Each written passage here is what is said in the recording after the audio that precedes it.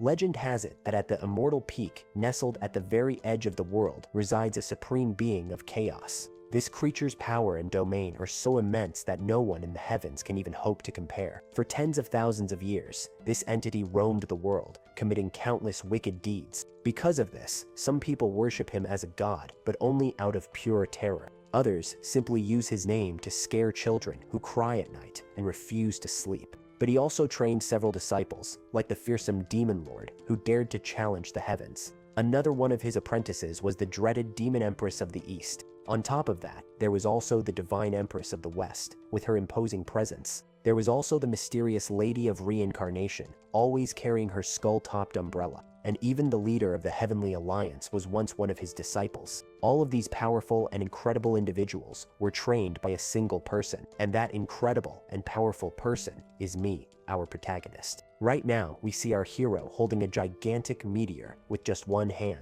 He is the master of all these lords and emperors, the supreme chaos lord. And with nothing more than a simple flick, our protagonist sends the massive meteor flying far into the distance. The silver-haired man complains that even if they want to kill him, they shouldn't use such careless attacks. He then sarcastically asks his dear disciples if he isn't right about that. In front of him, a massive fleet of ships and flying dragons stands ready for battle. A soldier reports to the marshal that their homeland has been destroyed by enemy forces. This general is Sukai, and he feels he shouldn't have to personally fight against his own master. A single tear rolls down his face as he acknowledges that his former tutor is truly worthy of the title. Filled with rage, the marshal orders all commanders to kill the demon lord at once. And just like that, the entire army shouts in unison, vowing to kill the lord and protect their lands. Our hero finds this amusing, asking if this is how his student truly desires his power. Just then, a monk appears, telling them to stand down and avoid unnecessary bloodshed.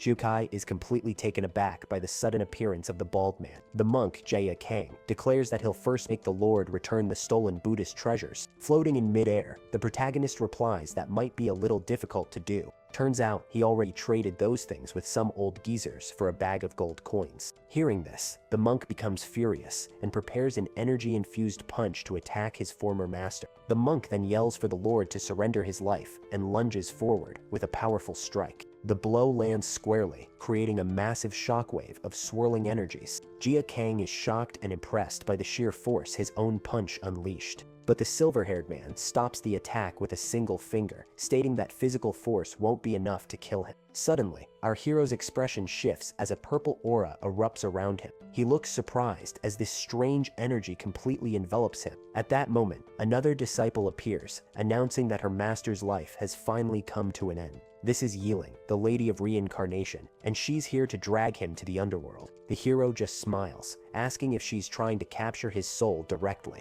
Hearing this, Jaya Kang praises the girl and summons a powerful sealing staff. He uses the artifact to trap his former tutor in a large cross of golden light. The Chaos Lord grips the item, remarking on the power his disciple had been hiding. He then mockingly wonders how his master could have possibly been caught. Just then, Li Yilu, the Chaos Demon Lord, appears, demanding they don't harm his body. The girl declares that his body will become her puppet, serving her every single night. The Demon Lord admits she has been saving herself all this time just for her master. Our hero calls her a hammer, but she corrects him, saying her name is Yilu. With a fake smile, he sheds a tear, saying his pupil's thoughts have moved him deeply. He then points out that his other apprentice doesn't look like she plans on leaving his body intact. Qi Zhao, the alliance leader, emerges, stating she gave him countless chances to turn back. But today, for the sake of the world and its people, she must take drastic measures. Surrounded by a powerful aura, the girl declares she will no longer spare his life.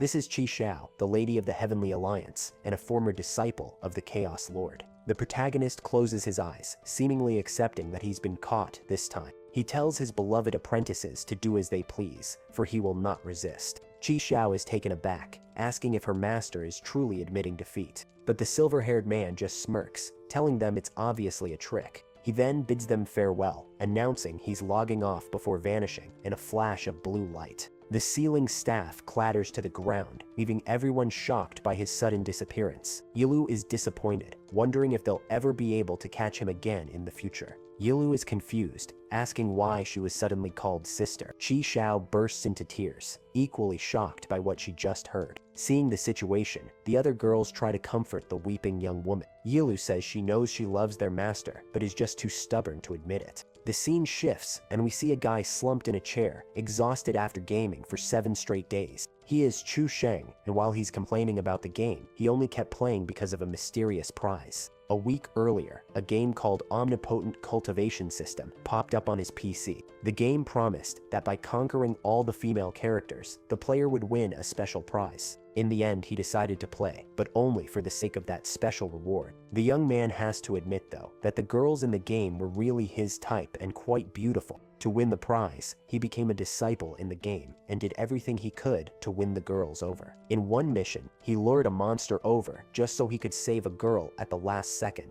After being saved, the young woman asks if he would accept a girl like her as his companion. But Chu Sheng just yells no, thinking to himself that he's already maxed out her affinity, and it's time to move on to the next one. The girl is left completely shocked by his unexpected response. Her heart is completely broken as Chu Sheng flies off in search of his next target. He stretches and thinks to himself that if he were actually transported there, he'd have died about 800 times already. Without wasting any more time, the young man eagerly prepares to see what his mysterious prize is. He starts to imagine if the prize might be a luxury mansion, or maybe a flashy red supercar. Or perhaps it's something even better, like infinite money so he'd never have to work again. With that, the guy clicks the button, knowing his path to riches depends on this prize. His eyes sparkle with anticipation for what's about to be revealed when he claims the reward, but the prize is actually a one-way trip to the cultivation world of the game. The boy is utterly shocked, completely unable to understand what the hell just happened. The screen explains that he's heading into the game with a golden core cultivation level. Despair washes over his face, and he screams out in pure terror at the news. A portal then opens up on his monitor, and the system warns him to hold on tight. The player screams desperately, saying there's no way he wants to go to that place. His hand is the last thing we see before he's completely sucked into the screen. Finally, the monitor congratulates him on his transmigration and wishes him a good journey of ascension. The story then takes us to the inner court of the Heavenly Alliance, a truly imposing place. As soon as he arrives, our hero feels sick and throws up a strange, colorful liquid. He complains about the nausea, and the system casually mentions that slight spatial disorientation is normal. The young man asks where he is, and the system informs him he's in the court of the Heavenly Alliance. He immediately starts freaking out, blasting the system for dropping him right into such a dangerous place. To return home, he needs to cultivate to the Great Enlightenment stage, which only makes him angrier. Suddenly, he hears guards approaching and panics, knowing he can't be discovered here. With that, the guy quickly scales a wall to hide, because if she finds him, it's all over. He spots a house with a light on and decides to hide there to escape the patrol. Without a second thought, the protagonist leaps through the window and into the room. But upon entering, he comes face to face with a girl who looks like she just got out of the bath. The blue-haired young woman was busy drying herself with a towel, completely unaware of his presence. All of a sudden, their eyes meet, and the girl is stunned by the sudden intrusion. She's completely frozen, unable to process what is happening right now. Our hero also panics, not knowing how to react to this awkward situation. With a grim smile, he bids farewell to his humble life, knowing he's a dead man. The young woman backs away in fear, demanding to know who he is and what he wants here. With a sly grin, he asks if she'd believe him if he said he traveled through time. This girl is senior sister Anran of the Heavenly Alliance, and she's utterly surprised. Just then, a sword floats towards the girl, who prepares to attack the intruder. She grabs the blade and unleashes a powerful strike in the direction of our terrified hero. The girl calls him an imposter and attacks with all her might, while he screams in terror. Desperate, the young man tries to dodge the attack, yelling for them to just talk things out. Seeing he has no choice, he apologizes and tells her not to blame him for what comes next. Then, with his eyes glowing, he lunges toward the surprised young woman. He manages to get close and grab her forcefully, leaving the girl in complete shock. In the heat of the moment, his hand accidentally grabs onto the very towel she was using to cover herself. He then uses the towel to deflect the sword's blow and defend himself from the attack. The girl is incredibly embarrassed and screams in anger, calling the young man an imposter. Our hero, on the other hand, just flashes a mischievous grin at the whole situation. The protagonist holds up the towel, challenging her to make a move against him now. But the blue-haired girl grips her sword tightly and unleashes a powerful water aura. With a furious glare, she unleashes immense power and attacks the young man with everything she has. The guy is startled, recognizing the technique as the cascade burst of the water spirit's sword. With that, he's thrown back by the force of the water, screaming in frustration at the attack. He then remembers that he was the one who created this powerful water attribute technique. However, as the creator of this move, our hero knows about a fatal flaw in the technique. The initial burst of the technique comes at a cost, with its power diminishing after each successive attack. The young woman yells angrily for him not to even think about running, calling him a pervert. That's why the silver-haired man only needs to dodge the first few blows, and he quickly starts evading her attacks. He thinks to himself that any normal person would be fooled by the skill's initial show of power. Then, the young man plants his feet, preparing for the perfect moment to counterattack. But in reality, by the time the move reaches its end, even a mere mortal could withstand it. The soulless senior sister Anran is completely surprised by the intruder's resilience. And with a smirk, he stops the final blow from her sword with just one hand. Our hero grips her blade with his bare hands as a golden aura emanates from his body. With just a little bit of force, the sword begins to crack and shatter in his hand. And just like that, the blade shatters into countless pieces, leaving the girl in total shock. He then mocks her, saying it looks like she bought a cheap counterfeit sword. Furious, the young woman punches him right in the face, asking what he did to her weapon. She falls to the floor in despair, having spent a fortune on that spirit sword. The girl grabs him by his clothes, demanding to know how he's going to compensate her for the huge loss. After all, the exam is in 7 days, and without her sword, she won't be able to deal with Zhang Yuhang. Devastated, the young woman covers herself with the towel, having no idea what to do now. Still clutching his clothes, senior sister Anran looks as if she's lost all hope. The young man promises to compensate her later, adding that it wouldn't be good to attract outside attention. With a red face, she seems to calm down, accepting his proposal for the time being. The girl thinks he's strong and sees an opportunity, while he's just relieved that he's a smooth talker. She'll let him go if he agrees to one thing, on top of paying for the broken sword. She then explains that in 7 days, there will be an exam, and the prize is a high-quality sword.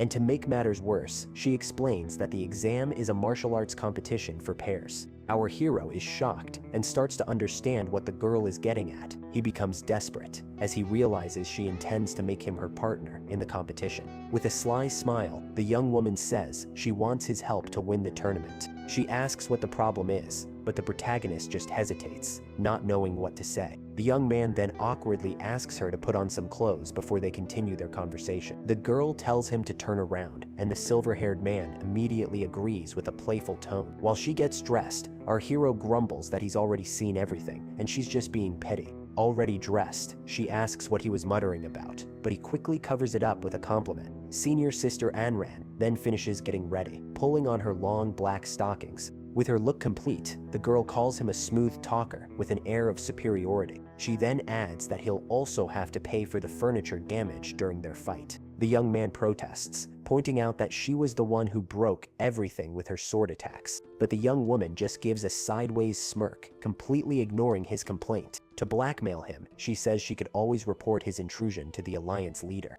Our hero recognizes the object as the heavenly decree and is completely shocked. We see a flashback of someone celebrating in a house during a thunderstorm. In the past, the silver-haired man was drawing Chi when Anran accused him of deceiving her. The protagonist denies it, saying the girl is the very first disciple of their alliance. The young girl gets all flustered as the young man continues talking to her. He proudly says that she was also his very first personal disciple. Back in the present, the guy realizes she is Anran, the head disciple of the alliance. The young woman is pleased that the clueless pervert at least knows her title. The young man panics, knowing that if she reports him to Chiasio, he's done for. Andran pressures him about the competition, and he thinks about pretending to agree and then running away later. So, he starts shouting that he agrees to the girl's crazy proposal. But before he can finish speaking, the protagonist freezes in shock. The young woman locks him in a room and says she'll be waiting for him at the training grounds tomorrow. She then leaves, ignoring his protests as he remains trapped in the room. Alone in the dark, our hero lets out a little chuckle of pure frustration and anger. Sitting on the floor, he complains that just yesterday he was the mighty Dao Mingzi, and now he's in this pathetic situation. Suddenly, he turns around and notices a piece of cloth lying on the floor. Upon picking it up, the young man is surprised to see it's a piece of underwear, far too modern for this world. Just then, his system appears in the form of a cat girl and startles him, teasing him about his fetishes. Outside, Anran hears the noise coming from the room and glances back, a little confused. The cat girl cries with a bump on her head, complaining that he doesn't know how to appreciate her beauty. He then freaks out at the system for putting him in such a dangerous situation. The guy pinches her cheek, and the system defends itself, saying it gave him a powerful cultivation. But the young man lists off the cultivation levels and asks where the golden core even fits in. And with so many powerful enemies after him, that level of power is completely useless. Determined to escape, he decides he needs to find an opportunity to get away the next day. The next morning, the rooster crows loudly, announcing the start of a new day. With that, the silver-haired man camouflages himself in a bush, thinking there's no way he's going to that training. But two girls see the bush moving and call him disgusting and a pervert. Our hero just watches from inside the bush, waiting for the right moment to make his escape. From his hiding spot, he sees a crowd and wonders what's going on over there. Suddenly, a very smug-looking guy with a rose in his mouth grabs everyone's attention. This is Jiang Yuhang, the head disciple of the Outer Court of the Heavenly Alliance. The redhead tries to convince Anran to team up with him, saying they're a perfect match, but the young woman is furious, saying she can't stand people who abuse their power for personal gain. Thinking of a way to get rid of him, she suddenly spots our hero trying to sneak away. With that, the girl yells for the bush-disguised young man to stop right where he is. She grabs him and demands an explanation, but he awkwardly claims he was just lost. The young woman whispers for him to cooperate and asks for his name, so he says he's called Qin Shou. Then, with a smile, Anran turns to Zhang Yuheng and announces she's already chosen her partner.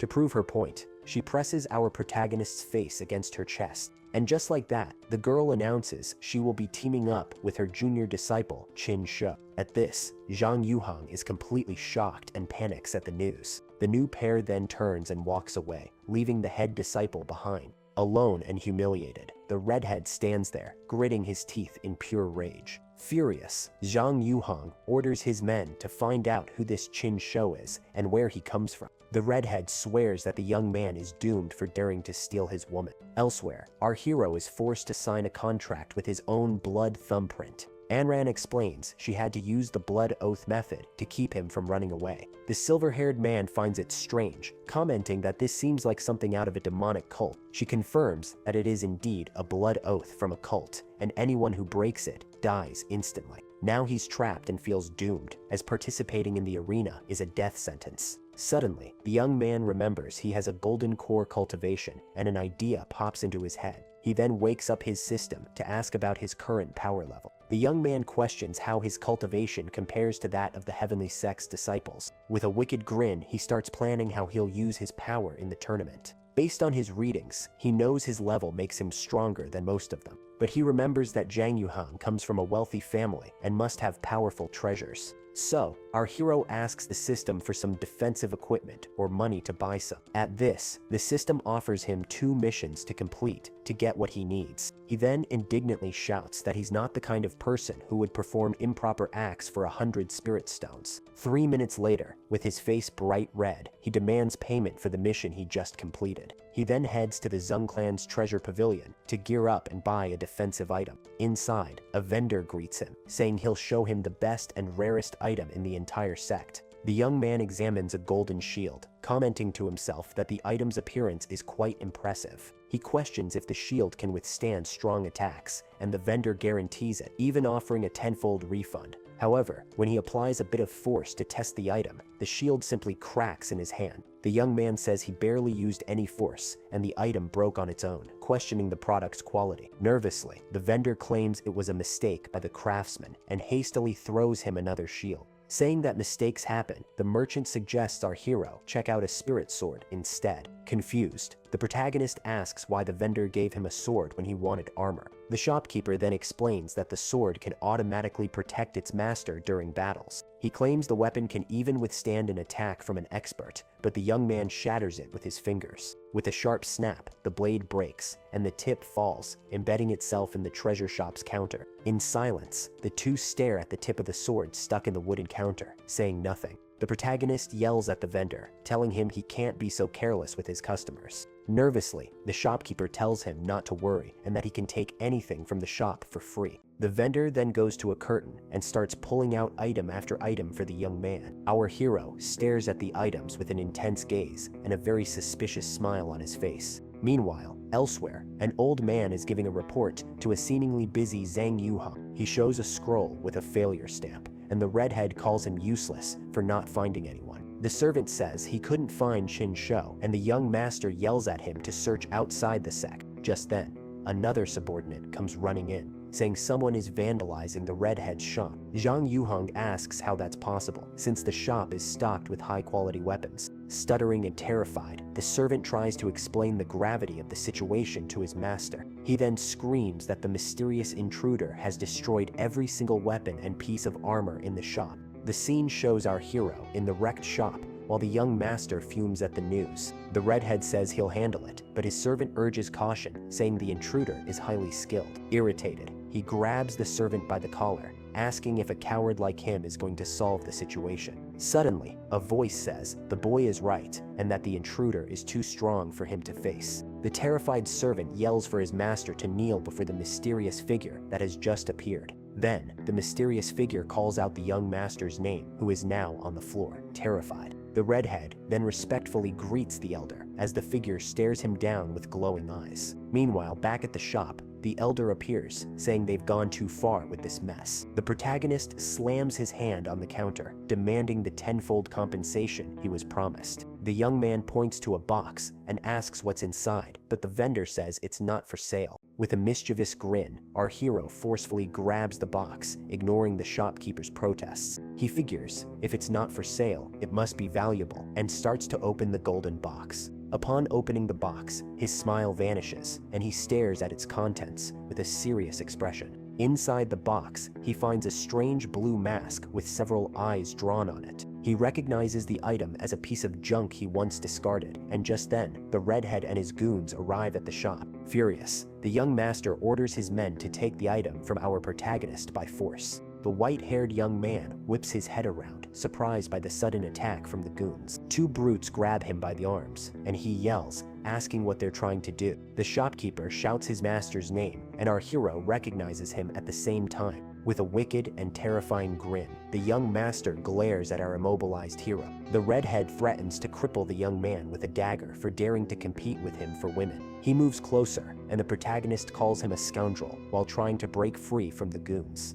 The silver-haired man screams that he's a despicable pervert and tells the young master to stay away. Suddenly, Anran appears out of nowhere and lands a powerful kick right in the smug redhead's face. The blow is so powerful that the young master goes flying and smacks his head on the shop's ceiling. The goons are shocked, and the young woman wonders if this is some new kind of attack. Outside, the noise catches Anran's attention, and she becomes curious about the commotion. Our hero seizes the opportunity, deciding he's had enough, and tries to make a run for it. But a powerful voice rings out, and the mysterious elder appears, ordering the young man to stop at once. The old man says he destroyed the shop and injured Zhang, asking where he thinks he's going. The silver-haired man feels the terrifying aura and wonders who this incredibly powerful person is. The redhead's goons kneel on the floor and greet the old man, calling him elder. It's then that our hero discovers the elder is Zhang Yuhang's grandfather and is completely shocked. He realizes the redhead's grandfather is an earth immortal, an extremely powerful being. The elder launches a devastating attack, and the desperate young man begs for them to talk it out. On instinct, he uses the blue mask as a shield to protect himself from the imminent blow. The collision generates a massive explosion that completely destroys the treasure shop's facade. When the dust settles, our hero's silhouette reveals that he survived the attack. He's surprised he doesn't feel any pain and concludes the mask must have incredible defensive properties. The old man is shocked, asking if the young man used some kind of magic treasure to defend himself. Furious, the elder says he wants to see how the silver-haired man will deal with his next attacks. He then launches another ball of energy, but the protagonist yells, pleading for him to listen. Out of nowhere, Anran appears and blocks the old man's attack with her sharp sword. The young woman glares at him, warning that private fights are forbidden within the Heavenly Alliance. Our hero clings to her, saying she has to protect him so he can pay off his debt. The elder dispels his energy with a look of pure irritation on his face. The girl demands an explanation, and he tells her about the fake items and the promised compensation. And Ran is dumbfounded when she hears the debt is several million spirit stones. She then turns to the elder and demands that he pay the compensation owed to Qin Shu. The elder questions if the young woman will really oppose his family, which supports the alliance. She says she only wants the Zhang family to follow their own rules and pay the compensation. Our hero realizes the girl isn't reliable and starts thinking of a solution to the problem. He then spots the unconscious young master on the floor with a piece of paper and a pen nearby.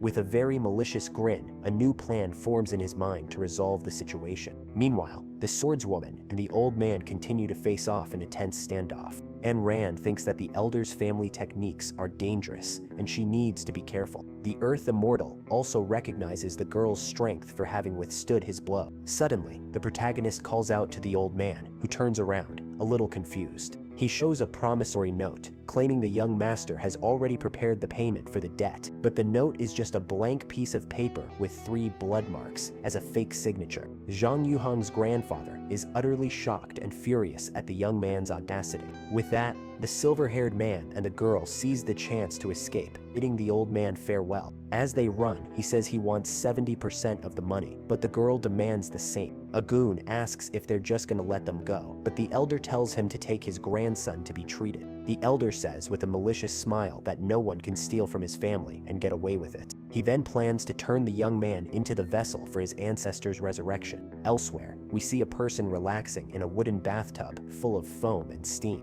It was Anran, who calls out to our hero while peacefully enjoying her bath in the water. The young woman asks the silver-haired man to get the soap for her, and he agrees from the other side of the screen. But before he goes, the young man stops suddenly with a look of pure anger and frustration. He barges in and yells at the girl for chaining him to her while she takes a bath. She claims she did it to protect him, but he accuses her of just being after the money. The swordswoman explains the money could stabilize the alliance and hopes for her master's return. With that, she forbids him from leaving her sight, and the young man runs from her, yelling that he understands. Trapped, the silver-haired man realizes it will be very difficult and dangerous to escape the alliance on his own. Suddenly, as he's thinking of a solution, a brilliant idea finally comes to his mind. He remembers that the mask is a useless item, but that it can block spiritual energy. The young man wonders how it resisted an Earth Immortal's blow, and if the Zhang family enhanced it. So he calls his system and asks if the cat girl has any kind of scanning function. He asks the system to check the mask's attributes, but the scanning function is locked. The young man complains about the system's uselessness, and the cat girl explains she lost data during the trip. He asks if he can go back to restore it, but she says he needs to take responsibility. The silver-haired man complains that with his weak cultivation, he can't do anything in such a dangerous world. Just then, the system appears with a smile, saying his cultivation can indeed be improved. With a malicious grin, he grabs her and orders her to help him improve his cultivation right now. The cat girl explains that the method for improvement is to recover the game data he lost. She then shows him that his data is scattered all across the continent in various places. To get stronger, he needs to truly beat the game by collecting all the scattered data. The young man laughs confidently, saying he can beat any game, but she reminds him about the spirit stones. Suddenly, Enron's voice calls out to him, asking for more hot water for her bath, making him nervous. He remembers the mission to slap the patriarch and demands the reward from his system. But the cat girl says the mission was to hit the patriarch, not the elders, and he doesn't understand. Just then, a malevolent purple energy strikes him, and a shadowy figure materializes in the room. With a terrifying smile, the entity says it has finally found a perfect vessel. The entity asks the young man if he's ready to offer his body as a sacrifice. Meanwhile, at the Zhang family mansion, a servant reports an incident to his master. The master of the house argues with the elder for not doing anything about the outsider who attacked them, but the old man explains he intentionally let the young man take the mask containing the ancestor's soul. The Lord understands, saying his father will have fun using the young intruder's body. He then tells his grandfather to use this to teach his spoiled and arrogant grandson a lesson. The master says now is the perfect time to act, and the elder agrees to prepare everything. Now they just have to wait for the possession, and the Lord reveals the name of the family's genius. Back at the bath, the entity attacks, saying it will show him what it means to have a shadowy hand. The young woman quickly wraps herself in a towel to protect herself and prepare for the fight. She tells our hero to hide behind her, but he complains about still being chained to her. The entity screams that no one will escape and launches a devastating attack against the two. The blow strikes the girl's soul directly, and she collapses to the ground in immense pain. The young man rushes to her side, yelling for her to defeat the enemy first and pass out later. The ancestor laughs, asking if they dare to fight against his black flame as he prepares another strike. The entity then orders the young man to surrender and let his soul be burned for the sacrifice. With that, our hero is hit squarely by the attack and seems to be in intense pain. But instead of screaming, he just endures the blow with a look of pure concentration. Suddenly, the protagonist realizes the black flames aren't actually hurting him. Confused, he wonders why he's not feeling any pain despite being attacked. The young man then deduces that, as a time traveler, he might not even have a soul. At this, the ancestor finds his lack of reaction strange and comments on the weakness of souls. The entity then decides to possess the young man's body and dives into his consciousness. But upon entering the young man's spiritual space, he finds it empty and wonders if he's an idiot. Suddenly, a mysterious hand grabs the ancestor's face from behind, taking him by surprise. The old man realizes the boy lured him into a trap and is now trying to devour his soul. The system appears and attacks the entity, which screams as its black flame is consumed. Shocked, the ancestor asks why the young man's soul is that of a woman and insults him. Inside his own mind, the hero says he'll show him who's boss and lands a powerful punch on the old man. The blow is so strong that the ancestor's soul is sent flying from the impact. The ancestor says that having two souls doesn't make him special and that he can easily defeat them both. But our hero steps on the old man, and the system reveals that this is his consciousness space. The ancestor recognizes Dao Mingzi and remembers his terrifying figure with dread. Suddenly, the protagonist returns to his normal form, and the cat girl says he can customize himself here. With a smile, he threatens to change her clothes, but the assistant says the change isn't free. Terrified, the ancestor kneels on the ground and begs the mighty Dao Mingzi to forgive him. The silver-haired man grabs him, and the old man explains he sealed his soul in the mask to survive. Lacking patience for the ghost story, our hero simply punches him again. He then returns to his normal self and demands his reward from the system for slapping the ancestor. The cat girl hands him a ball of golden light, and the young man is impressed with the reward. But the item turns out to be a piece of underwear, and the system announces it as the banner of the eternal soul. He freaks out over the reward, and the assistant says it's his own fault if he doesn't know how to use the artifact. The young man analyzes the pattern and feels it's familiar, so the system advises him to test its effects. When he tries to activate the item, the system informs him he needs 100,000 spirit stones to use it. He screams at the cost, and the assistant says that exploring its abilities is more profitable than stealing. Suddenly, an idea strikes him, and the young man seems to have found the perfect solution. In his consciousness, he asks the ancestor if his family isn't rich, and the old man is shocked. Back in the real world, he breaks free from the chains with a yell, while the girl remains on the floor. With this, he decides to pretend he's been possessed to trick the Zhang family and get their money. The blue-haired girl remains collapsed on the room's floor, exhausted from the previous attack. At the Zhang family mansion, the young master wonders why the ancestor hasn't returned yet. The head of the house becomes furious at the doubt and yells for no one to question his father's strength. The redhead is worried, complaining that the ancestor chose a country bumpkin for his senior sister. Just then, a servant announces that Qin Shou requests an audience, and the master of the house allows him to enter. The patriarch warns everyone to behave, as his father will be back soon, and they all agree. Our hero enters the grand hall, and with a nervous smile, asks if this reception is for him. In his mind, the silver-haired man asks the old ghost if there's a secret signal for the switch. The ghost tells him to say, "My dear children, I have returned," and the young man agrees to the plan. But the entity warns him that his body is weak, and if he speaks like Dao Mingzi, they will kill him. The hero ignores the warning and shouts that their ancestor has returned, leaving everyone in shock. In his mind, the ancestor recognizes that way of speaking and becomes tense about the situation. But the entire family kneels on the floor and welcomes their great ancestor. With a smile, our hero tells everyone to rise, thinking about how he'll punish the old man later. The patriarch says that with him, the family will surely win, and the silver-haired man agrees with a grin. Suddenly, he's shocked to hear that the competition will be held in the Desolate Bones secret realm. The image shows a dark and eerie place, filled with giant scattered bones. Our hero remembers that place as the territory of the powerful judge of reincarnation. Now sitting on a throne, he's furious that he didn't expect the competition to be in that place. He thinks the mask might help, but he doesn't want to risk his life with such a weak item.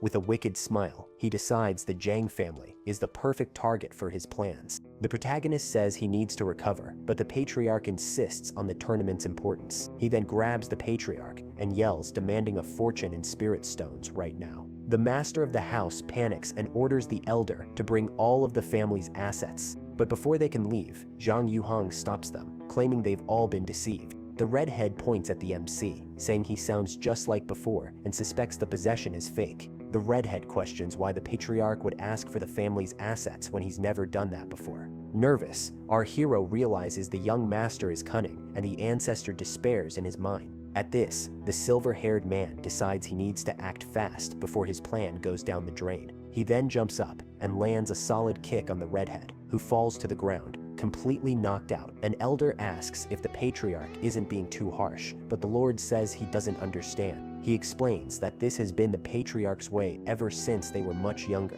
With tears in his eyes, the master of the house says this is his father's way of expressing love. The Lord then concludes the ancestor knocked out his grandson for not wanting to marry, and our hero agrees. With that, the fake patriarch orders them to take the young master to recover with the Wang girl. Alone, he laments that even with his strength, he can't test it with so many people around. Just then, the patriarch approaches and says he's brought all the family's assets as requested. The two stare at each other with a glint in their eyes and an expression of pure greed and expectation. Our hero can barely contain his excitement, his eyes shining at the sight of the fortune. Then, before them, a gigantic mountain of spirit stones and treasures materializes in the hall. The Lord apologizes for it being so little, but the young man says it's fine, trying to hide his shock. He's stunned by the family's wealth and thinks that now he can finally use the ancestral soul banner. With a sinister smile, he considers testing his strength on a family member to see his power. Suddenly, a loud noise startles our protagonist and the family patriarch. Just then, Anran appears, yelling for everyone to stop and flashing a Heavenly Alliance symbol. The patriarch glares at her angrily as she accuses him of wanting to rebel against the Heavenly Alliance. In time, with a malicious smile, he thinks that rebellion is impossible, but the Alliance master is in seclusion. He then plans to make the disciple disappear before her master comes out of seclusion. The young woman then draws her sword, challenging him to kill her before she can warn her master. But our hero steps between them, shouting for everyone to stop the fight immediately. He reminds the patriarch that he's participating in the competition with the girl and can't kill her. Annoyed, he complains that he risked his life to save her and says she'll never repay what she owes. Confused, the young woman asks why the patriarch called him father and if he was possessed by that strange being. He panics, thinking that if they're exposed, they'll both be completely doomed. The patriarch whispers for him to stay calm, saying he trusts his methods for the plan. He demands the girl hand over the top-grade spirit sword to spare her life. He then places his hand on the girl's head and pretends to use a black flame to burn her soul. The patriarch is confused, saying he doesn't know the move since only his father knows soul spells. At this, the young man whispers for Anran to cooperate, and she finally understands it was all a sham. The young woman looks at the mountain of money and is impressed, thinking the boy is a genius. Our hero tells the swordswoman to be quiet and fall to the ground quickly to maintain the plan. She then pretends to be hit by a soul attack and leaps backward, screaming in pain. The girl falls to the ground, screaming that she'll be controlled and turned into the patriarch's puppet. With that, everyone applauds, congratulating the fake ancestor for defeating a great talent. Anron winks at him, reminding him to share the money, and the young man gets irritated with her acting. The silver-haired man then turns to the members of the Zhang family, preparing to give an order. With a smile, he announces that they will depart for the secret realm in just 5 days. The scene shows that the realm was once a lush paradise, full of vitality and nature. But 1,000 years ago, Dao Mingzi used the place to nurture a demonic treasure with sacrifices. That act transformed the paradise into a realm of death, covered in bones and vengeful spirits. We see a fleet of Zhang family ships, and the objective of their competition is finally revealed. It is to enter the deepest part of the secret realm and retrieve the powerful divine sword. But our hero is bored, remembering he used to use this place for farming in an old game. He then asks what the sword is for, and the Lord explains that it opens a treasure vault. This weapon belonged to Qi Shao, but she lost it in a battle and was left without resources for her disciples. 100 years ago, a disciple found the blade in the realm, and now the Alliance sends people there. With the fake ancestor, the old man is certain the Zhang family will obtain the legendary weapon. Andre is furious and threatens to self-destruct, but the young man whispers for her to be quiet and not ruin everything. With that, the Zhang family ships fly through the dangerous secret realm, filled with bones and darkness. The silver-haired man says he understands the plan and pulls the girl away to prepare for the mission. An elder finds the fake ancestor's actions strange, but the patriarch says he's just having fun. With a malicious smile, the Lord turns and asks if his grandson has had any success on his side of the plan. The scene cuts to the Zhang family's flying corridor, and we hear several strange sounds coming from it. Outside a room, the guards look quite embarrassed by what's happening inside. One of them comments that the young master and the girl have been in there for days, and the other worries about the effects. Suddenly, a giant hand smacks the guards on the head, leaving them both completely terrified. A blast of energy throws the guards away, and the ground begins to shake violently. In his mind, the hero remembers an old game and a boss he promised to defeat. Back in reality, our hero vomits a rainbow, and the girl complains about him doing that now. He says he's become sensitive to transportation, and the young woman ignores him, saying the Zhang family is planning a rebellion. Angry, she recalls her master's orders and says she must report the treason immediately. But the young man stops her, saying the alliance leader is in seclusion and cannot be contacted. He panics, thinking that if her master finds out about the plan, he'll be the first to die. The silver-haired man then asks if the girl has any help from any elders or confidants of her master. The swordswoman explains that the alliance was created to fight a demon and accepted anyone. With the leader in seclusion, she can't control the other members who have their own evil plans. She laments, saying that if she had the divine sword earlier, she wouldn't be in such a bad situation. The young man comforts her, saying that strength isn't everything in the world, and she's confused by his attitude. He says that strategies are more important, and the girl asks if he has a plan for the Zhang family. With a smug smile, the protagonist says he has no plan at all, and she gets super irritated. He then reveals he has a way to help her get the sword, and shows her a skull banner. The swordswoman agrees to trust him, but the young man is secretly planning to steal all her treasures later. In front of a mountain, the hero asks where the elders are, and sees figures flying towards the top. One of the leaders then announces with a smile on his face that he himself will make the first move. At that moment, the old man rushes forward at high speed, leaving a trail of dust behind him. With that, other elders join him, and together they create a large portal of golden energy. The energy portal finally opens, revealing the entrance to the desolate bone secret realm. 2 gigantic stone columns form a gate that emits an intense and mysterious light. A leader yells that the gate will only stay open for a moment and orders all disciples to enter.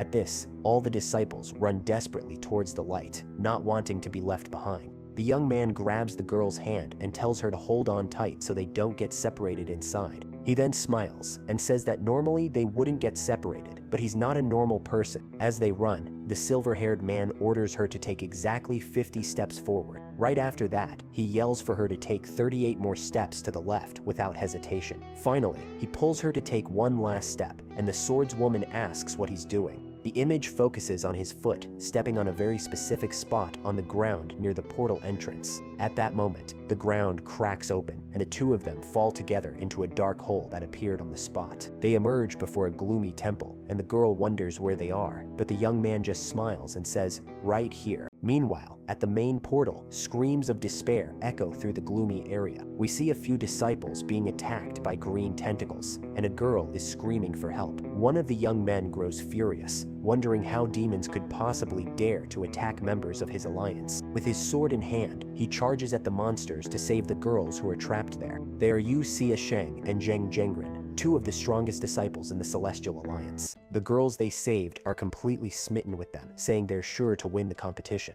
Just then, a scoreboard shows that the duo is in first place, with 65 points. Far away, in a meeting room, an elder praises his successors with a smile. But another master says it's too early to celebrate, because the important thing is to find the divine sword. The leader of the Zhong family joins the discussion, stating that points are what decide the winner. The bald man provokes her, saying her family only acts in the shadows, which makes the woman angry. Another elder says the alliance is in chaos, and that it's time for them to put their house in order. Then, the bearded man remembers that the alliance master has already chosen a successor to take her place. Suddenly, the scoreboard updates, showing in Ran and Qin Shou with 172 points. Right after that, their score jumps to 224, leaving everyone in shock. Patriarch Zhang is proud of his fake father, but wonders what he did to get so many points. Meanwhile, in the dark temple, a huge noise echoes through the place as something comes crashing down. Our hero groans in pain on the ground, complaining that falling in real life is way more painful than in the game. He then realizes his soft landing was actually the swordswoman, and she is furious about the situation.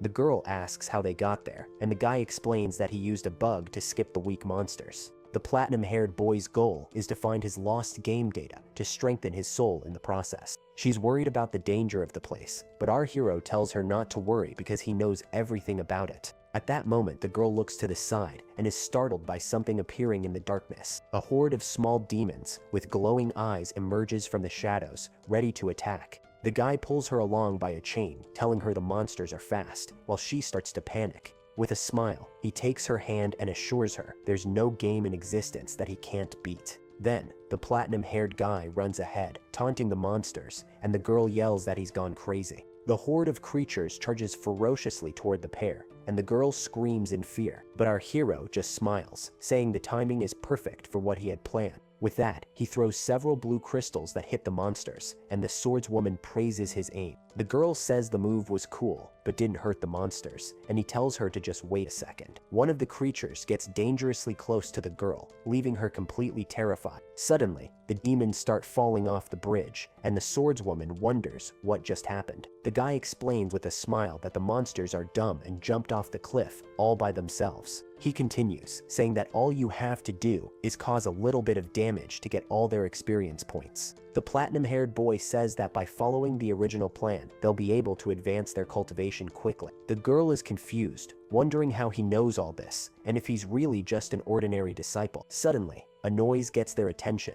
and something unexpected happens right in front of them. Our hero stops dead in his tracks, and the swordswoman bumps into him, asking why he stopped running. Two elite monsters appear before them, and the guy says these ones won't be jumping off any cliffs. With a smirk, he gets ready for a fight, saying he's going to test his current strength against them. Then, he starts crying and hands her a device to pull him back in case he loses the fight. The protagonist charges forward with everything he's got, launching a powerful golden energy attack at the monsters. The scene changes, showing the girl on top of a pile of bones, surrounded by strange creatures. With wide eyes, the swordswoman is impressed by the powerful aura she feels coming from the place. A blue energy destroys the pile of bones, and a small spirit watches everything from nearby. In the sky, a blue-haired girl says that Dao Mingzi has finally appeared in this place. With a dark smile, the mysterious girl says she's going to imprison her opponent's soul. Holding red chains, she says he will slowly pay for all his past mistakes. The scene cuts back to the protagonist, who is concentrating to use his strongest move.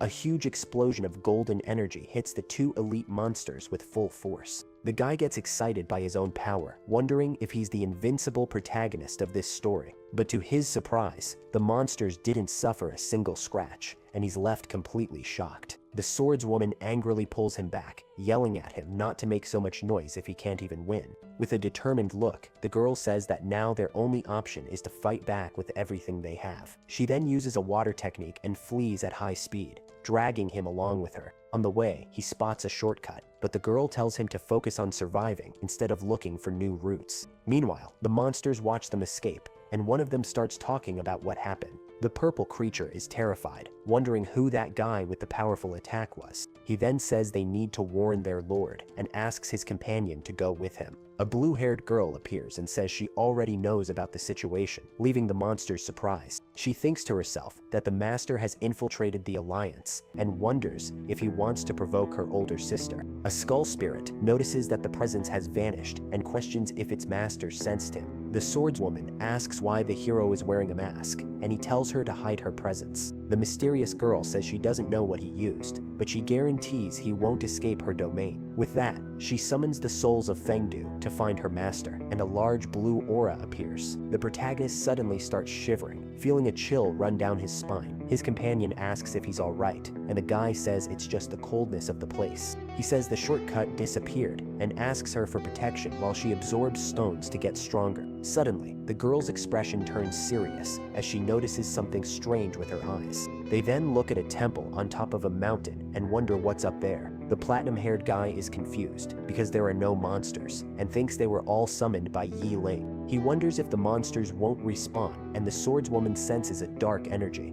At that moment, a system warns of nearby data loss, and the guy becomes alert. But he gets happy and laughs, saying he's going to recover his lost data, ignoring the girl's warning. With that, the guy runs towards the temple without worrying about his companion's warnings. He says the danger is nothing compared to the chance of recovering his lost cultivation data. The swordswoman finds the room creepy, and the hero searches for something specific in the darkness. Suddenly, the girl looks at a strange door and lets out a scream of pure despair. The platinum-haired guy gets excited and says the boss appeared in a different way, wondering if it's a new monster. Annoyed, the girl questions his excitement, but he replies that defeating bosses gives rewards. A dark voice then asks if just the two of them dare to invade his dark underworld. Before them, a giant monster with the appearance of a judge asks if they are ready for their judgment. At that moment, the scene cuts to the upper level of the secret realm, where the battle is still going on. One of the strongest disciples cuts a demon in half with his powerful energy sword. The girls who were saved have hearts in their eyes, praising the strength of their saviors. One of the young men wonders how so many disciples appeared,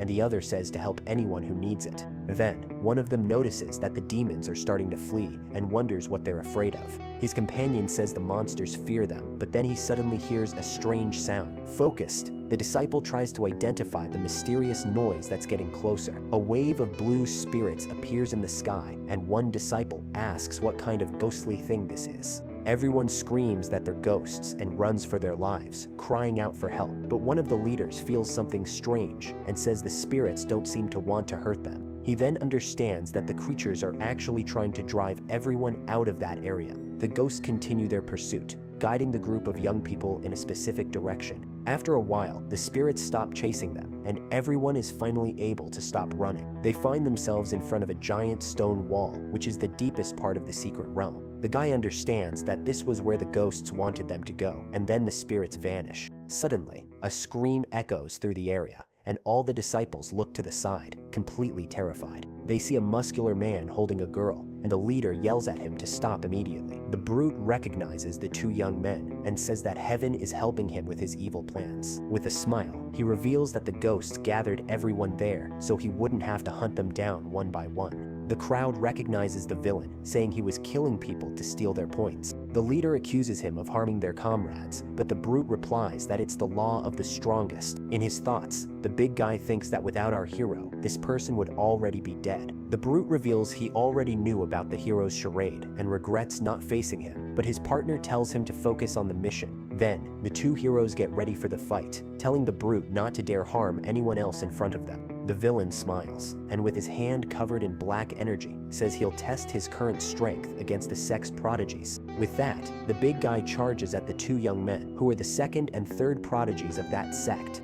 Far away, the blue-haired girl arrives at a destroyed location and finds the whole situation very strange. The girl then wonders where her benefactor went, as there's no one left at the battle site. Suddenly, the girl senses a strange presence and is very surprised by what's happening there. With wide eyes, the young woman seems to have finally discovered something very important about what she felt. Back at the other fight, the judge monster attacks the duo with several red, ghostly flames. The hero complains that it's cold, and the swordswoman yells that it's hot as they dodge the attack. The swordswoman then says not to think she's a useless older sister and prepares her sword strike. With her sword, she launches a huge water attack that collides with the flames, and the guy congratulates her. The boss opens a third eye on its forehead, which glows with a purple light as it prepares to attack. The eye analyzes the girl, describing her as greedy and stingy, and she furiously screams that she's nothing like that. With that, the boss summons a giant purple energy sword and lunges to attack the swordswoman with everything it has. The swordswoman blocks the blow with her own sword, but is having a very hard time holding back the attack.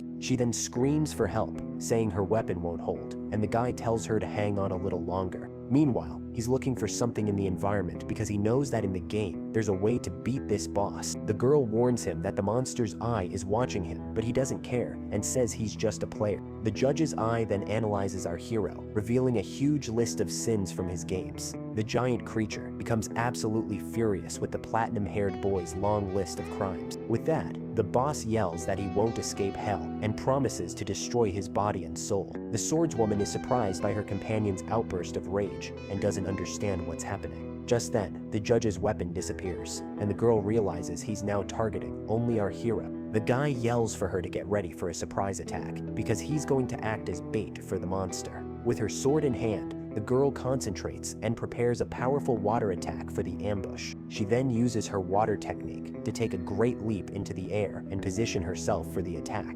From above, the swordswoman dives towards the boss, her water sword, ready for the final blow. The water attack hits the monster head on, while the platinum-haired guy watches everything with a smile. The creature is hit by the surprise attack and seems to take a lot of damage from the girl's strike. The swordswoman is in shock, wondering if her attack simply passed right through the monster. But the guy explains that the boss is a spirit, so physical attacks don't work on it. Suddenly, our hero remembers something important about spirits, and the girl tells him to be careful. The girl grabs him and yells that he's going to be cut in half, but he tells her not to worry because he has a plan. He takes out the skull flag and says the familiar aura was from that woman, and the item has an effect against spirits. Then, the protagonist throws the Eternal Soul banner into the air and says it's time for it to shine in battle. His companion asks why he took out a piece of underwear, but he explains that it's a very expensive divine artifact. The boss seems to recognize the item, and the platinum-haired guy smiles, saying there are still people who recognize its value.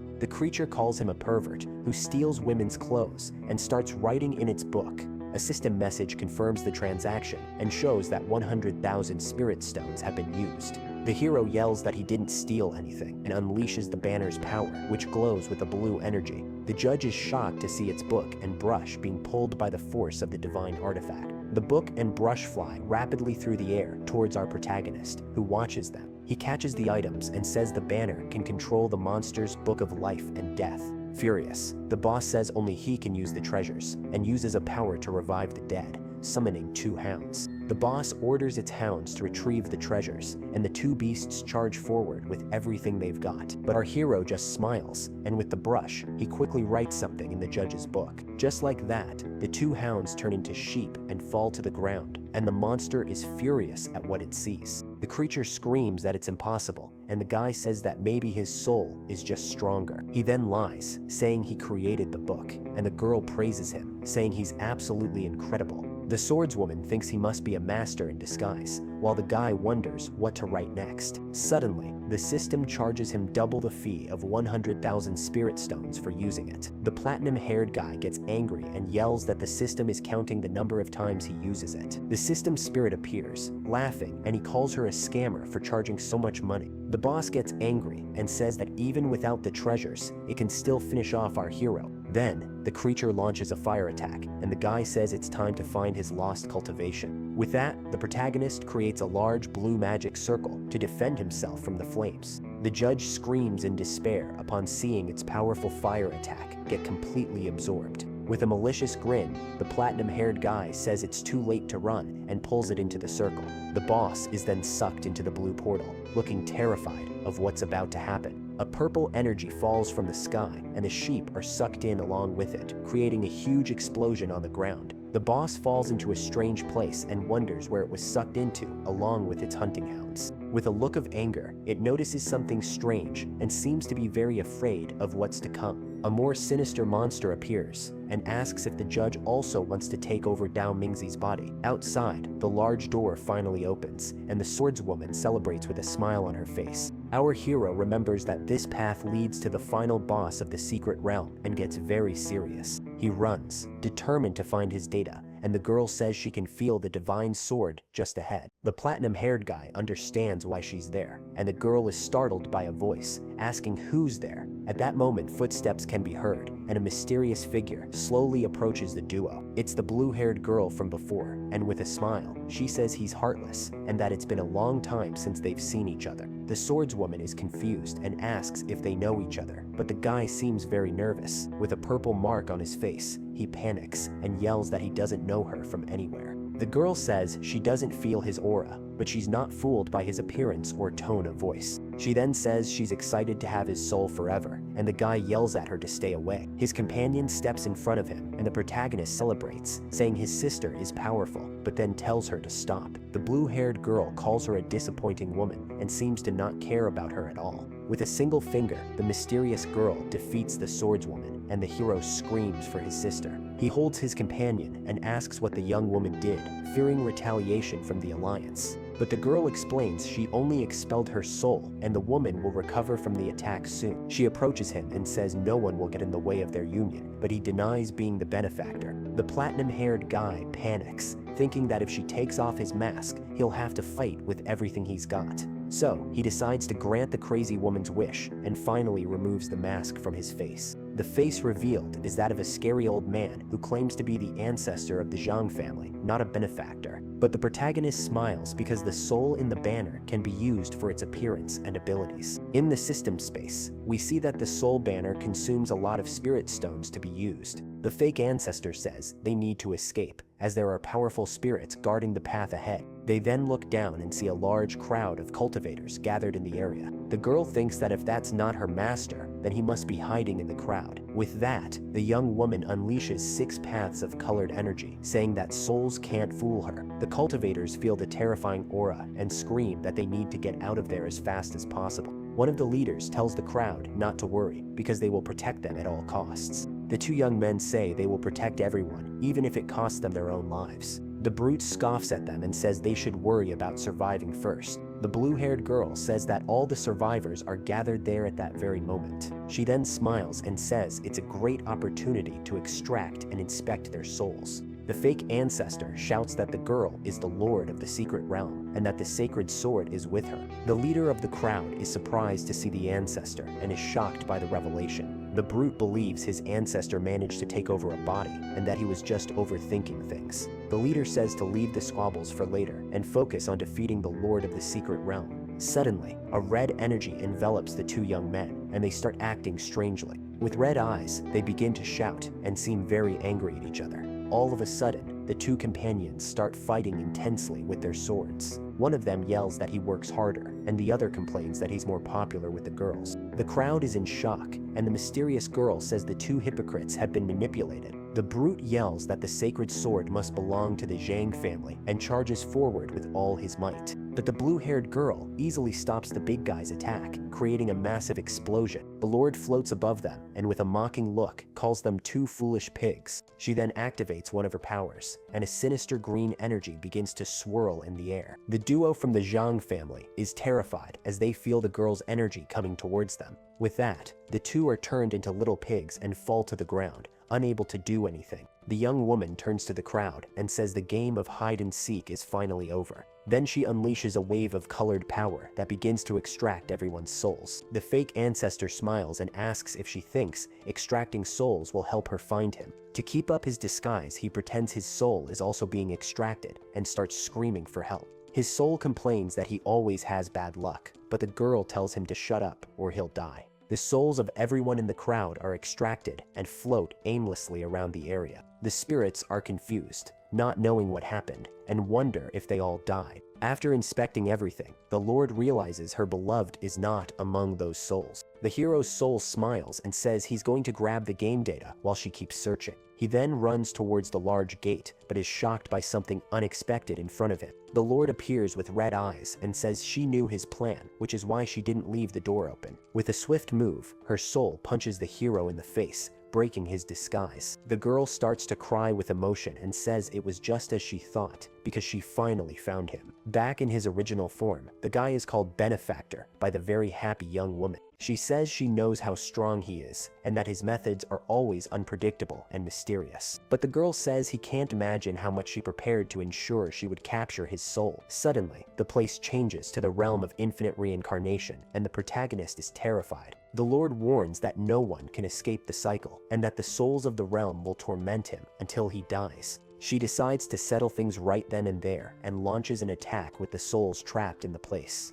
The platinum-haired guy laments that he's been forced to this point, and can no longer save his spirit stones. So he uses the ancient soul banner to absorb all the spirits into a large sphere. With a massive explosion, a new muscular companion is summoned to help him in battle. The girl is shocked and asks how he possesses a divine artifact specifically designed to deal with souls. The young woman blushes when she sees an item in his hand, but he says this is the Eternal Soul Banner. She calls him despicable and says that since souls don't work, she'll try another move. The young woman unleashes a wave of purple energy, and the platinum-haired guy on the ground wonders what happened. The spirits of the young men wonder who this guy is, facing the Lord of the Underworld alone. Suddenly, the brute's spirit recognizes him and furiously screams the name Chin Shou. The duo starts fighting again, and another spirit pleads with them not to be impulsive and to stop the fight. The Lord of the Secret Realm's eyes turn red as she prepares another purple energy attack. She then charges with an energy blade, and the protagonist seems unable to defend himself. The guy gets hit several times and complains that he can't withstand her attacks with his current powers. Unexpectedly, the big guy's spirit launches a blue sphere and yells for the hero to just die already. In a cuter form, the platinum-haired guy turns and manages to deflect the attack with the magic banner. He smiles and says it arrived at the perfect time, because now he can test the quality of her power. The hero then combines his blue energy with the girl's purple energy, creating a massive explosion in the area. The girl is confused by the situation and sees him fleeing with the banner in a very strange way. The system explains that practicing dual cultivation alone has very serious side effects. The Lord is furious with the guy's attitude, saying he acted like an animal in front of her. Angrily, she says he deserves to become an animal and hits him with the powerful path of the beast. The guy falls to the ground, feeling the effects of the attack, as the duo of spirits watches in fear. With that, the two ghosts are transformed into spirit pigs and look terrified. The hero says, since they're useless, he'll trade them, and uses the banner to defend himself. Then, the platinum-haired guy charges forward, determined to use a new plan to defeat the powerful Lord. He raises the soul banner and yells for all the spirits to enter the artifact. All the souls from the crowd are sucked into the magical item in a great whirlwind. With a smile, the hero says that with so many souls and his knowledge of the game, he has a chance. The guy claims he now has enough power to fight her and faces the girl. The other spirits say he's a role model to follow, and everyone there respects him greatly. Suddenly, the protagonist ends up falling to the ground in a very silly and clumsy way. He gets irritated and calls the spirits scammers, asking which sect they're from.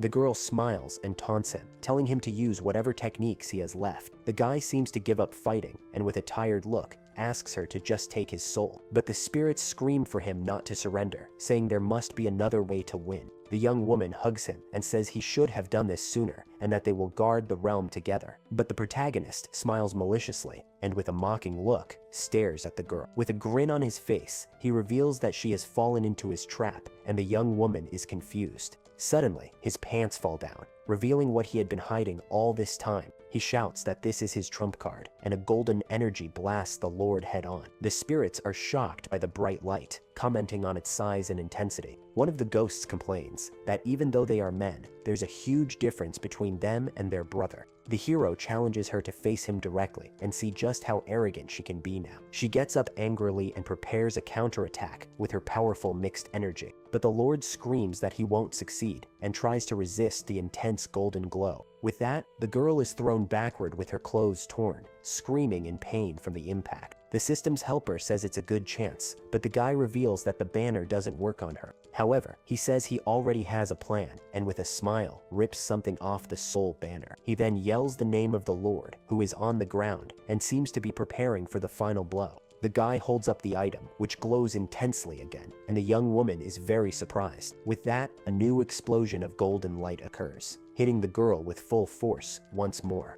He smiles and tells her to feel the purest yang energy, while the Lord screams in pain from the attack. The young woman cries in shame upon realizing the item used was a piece of men's underwear. The guy reveals that the piece hasn't been washed, and with that, the Lord falls to the ground, completely defeated. The spirits think his final move was cool, but one of them comments that the scene was quite vulgar. For that, the young man's spirit is criticized by the girls, who accuse him of being envious and petty. With the Lord finally defeated, the great gate leading to the final boss at last opens. The protagonist approaches the girl on the ground and says she's still a long way from being able to beat him. He then picks up the soul banner and informs the spirits that their task is over and they can go. With that, the ghosts are released from the magic item and return to their bodies lying on the ground. But the two pigs from the Jang family return to their spiritual form and look very angry. The hero grabs both of them and says their account isn't settled, as they tried to kill him earlier. Not caring about their threats, he yells for everyone to get in and sucks the two into the banner. He gets rid of the troublemakers and says that now no one can stop him from recovering his cultivation.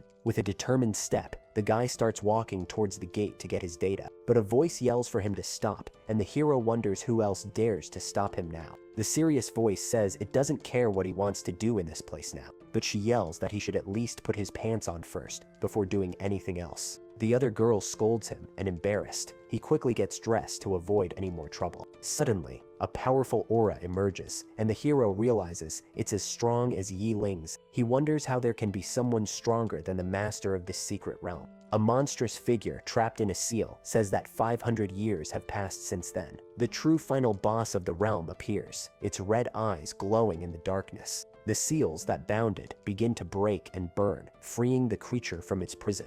The monster celebrates that the cursed woman has been defeated and that now he is finally free. A wave of dark energy passes through him, and the guy is shocked by so much power being released. He's confused and wonders if there are other masters in this secret realm besides the young woman. The swordswoman calls him perverse and threatens him with the sacred light if he continues his slander. The fallen lord says his goal was to free the monster to destroy the cultivation world. The guy is completely confused and asks what she means by freeing anything. At that moment, a massive red explosion occurs, throwing them both far away with great force. The final boss breaks free from its seal with a terrifying roar and a surge of red energy. The survivors are terrified and ask what that monster is, as they've never heard of it. The skeletal creature then moves forward, its body covered in sinister red flames. Our hero finds the monster familiar, feeling like he's seen it somewhere before all this. Lying on the ground, the Lord asks how long he's going to keep pretending he knows nothing. She then accuses him of being the creator of that creature, and the guy is shocked by the revelation.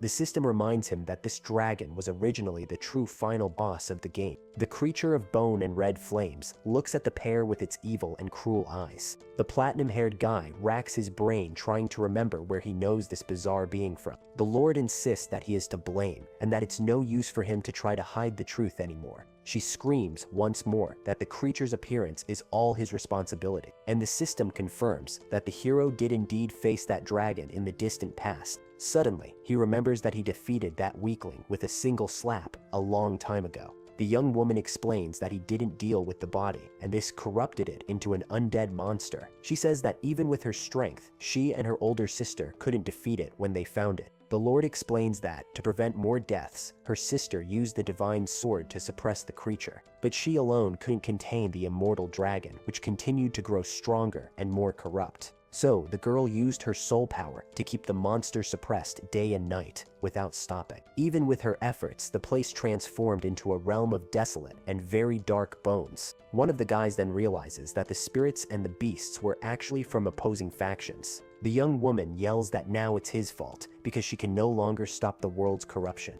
The protagonist gets angry at the accusation and seems unwilling to accept responsibility for this. The dragon scoffs at the fallen girl, and the platinum-haired guy realizes she ran off to face it alone. The creature asks if she created her benefactor, but then remembers the name Dao Mingzi. Filled with rage, the monster screams, asking where that guy is because it wants to kill him right now. Our hero is in shock and speechless upon hearing his name called by the great creature. The helper asks what he did because the dragon's resentment has become something tangible and real. The skeletal being says it was expecting an epic battle and was prepared to be defeated. But the monster cries, saying the bastard killed it with one slap before it could even really fight. It complains that it had 9 ways to win, and the hero gets annoyed by such a stupid reason for its rage. The dragon says that if it kills the young woman, it can get out of here to finally torture Dao Mingzi to death. Our hero understands the grudge, and with a smile, tries to negotiate with the monster to let them go in peace. He thinks that not even Yi Ling can beat the dragon, and that he needs to escape in the chaos to find his cultivation. So, he asks the system to check the location of the data again, and the map is updated. The system reveals that the lost data is inside the dragon, and our hero panics at the news. His companions push him into the fight, but he refuses to face that monster alone. At that moment, one of the young men from the crowd decides that in a crisis like this, he must intervene. He draws his sword and tells everyone to take the chance to escape the secret realm while he fights. But his friend despairs, yelling that he will surely die if he does something so crazy. The young man says he is willing to die to protect his brothers and charges towards the great dragon. The other youths are moved by his sacrifice and say they need to flee, but the hero yells that he's not dead yet. With a smile, he thinks that if he intercepts the monster, he'll restore his image with his brothers. He reveals a talisman he got from his grandmother with the strike of an ancient being, perfect against evil creatures. The young man yells for the beast to eat his sword soul talisman, but the dragon seems to not understand a thing. However, the powerful talisman just sticks to the dragon's nose and doesn't seem to have any effect. Then, the young man charges forward with a powerful sword strike, creating a trail of blue energy. The monster is surprised by the force of the attack and is impressed by so much power. At that moment, a light shines in the hero's eyes, as he's had a brilliant idea for the situation. He thinks that if the guy defeats the dragon, he can easily grab the data and take advantage of it. With that, the young man's sword strikes the beast's head squarely, causing a large blue impact. His companions also prepare to fight, impressed by the strength of their friend's blow. The crowd cheers, thinking that their brother's terrible strike has finally saved them from certain death. But the platinum-haired guy finds that sword technique somewhat familiar and seems very suspicious. The dragon says it didn't expect him to come all the way here, saving it the trouble of looking for him. Then, the monster attacks the young man and throws him far away while screaming Dao Mingzi's name in a rage. His friends scream in despair, seeing their brother being attacked by the giant red creature. Suddenly, the hero remembers something important, and the swordswoman beside him is very confused. He recalls that some guy named Yu asked him to refine a talisman, and he just drew whatever on it. The monster roars with anger, and the platinum-haired guy regrets not having drawn the talisman more carefully. Lying on the ground, the young man asks if he looks like Dao Mingzi and tells the dragon to take a good look. The monster screams that even now, he's humiliating it, and the young man doesn't know what to do. The creature yells, "Does it look like I have eyes?" And the hero understands the reason for so much anger. The young man on the ground cries for help and seems to be very afraid of what's going to happen. His friend says they can't just watch his sacrifice, and that if they fight together, they can beat the dragon. But the crowd gets scared, thinking it's impossible to defeat the creature, and saying it's better to run. The dragon laughs at their cowardice and attacks the young man, saying his popularity hasn't improved at all. With that, the creature releases a poisonous miasma that fills the entire place with a green fog. The young man feels his body losing strength and will eventually become a puppet under the dragon's command. He screams that he will get revenge on Dao Mingzi for the humiliation he suffered, but the young man denies being him. Then the dragon begins to control the bodies of the fallen, and the brute gets up from the ground. A huge silhouette appears in the smoke, and the big guy with white eyes seems to be possessed. The man's body attacks the protagonist, who is shocked by the spirit's possession. Our hero wonders what kind of evil magic this is to do something so bizarre. The dragon says it will humiliate him to death, and the possessed big guy stops in front of the young man. The brute yells that he will get revenge on Dao Mingzi for the humiliation he suffered, but the young man denies being him. He approaches the young man on the ground, who yells at him not to come any closer. His friend yells for him to stop, but it's too late, and the big guy advances with a malicious look. A flower grows on the young man's back, and the possessed man grabs him with a look of pure malice. The platinum-haired guy is shocked by the scene and asks if the guy's friend also has that kind of taste. The dragon yells for the other young man to open his eyes, or it will kill him right then and there. The creature laughs and tells everyone to remember well the ridiculous state of the young man named Dal Mingzi. Our hero realizes the beast won't spare them and that he only has 10 uses of his spirit stones left. The Lord, fallen on the ground, says it would be only fair to let him die for the sins he committed. He agrees that a single piece of underwear won't beat the dragon, and the young woman asks why he's so close. With a malicious smile, the guy says that if he adds other clothes, the effect might be better. He then starts taking off the girl's clothes, and she screams at him to stop this madness right now. She says that on top of releasing the dragon, he now wants to humiliate her in such a cruel and perverse way. The young woman cries and asks if he hates the world so much and if he enjoys playing with everyone before destroying everything. He says she's mistaken because he never wanted to destroy the world and holds her tightly. With a serious look, he states that he wants to save everyone there, whether she believes his word or not. The guy says with a determined look that he is going to save everyone there, including her. The girl is completely moved by those words,